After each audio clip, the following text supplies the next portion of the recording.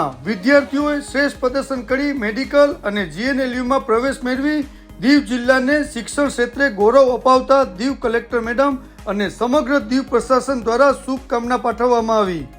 પ્રશાસક પ્રફુલ્લ પટેલ સાહેબના માર્ગદર્શન અને કુશળ નેતૃત્વના કારણે દીવના વિદ્યાર્થીઓને મેડિકલ અને જીએનએલયુમાં પ્રવેશ શક્ય બન્યો છે, જેથી વિદ્યાર્થીઓના વાલીઓ અને દીવની જનતાએ પણ પ્રશાસક પ્રફુલ્લ પટેલ સાહેબનો આભાર માન્યો છે. આ વખત મેડિકલમાં 17 અને જીએનએલયુમાં 7 વિદ્યાર્થી ભાઈ બહેનોને પ્રવેશ મળ્યો છે.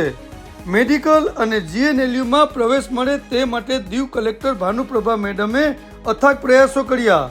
સાથે સાથે શિક્ષણ વિભાગ દ્વારા પણ ભરપૂર સહયોગ આપવામાં આવ્યો અને શિક્ષક ભાઈ બહેનો અને વિદ્યાર્થીઓએ પણ સારા પરિણામ માટે ખૂબ જ જહેમત ઉઠાવી.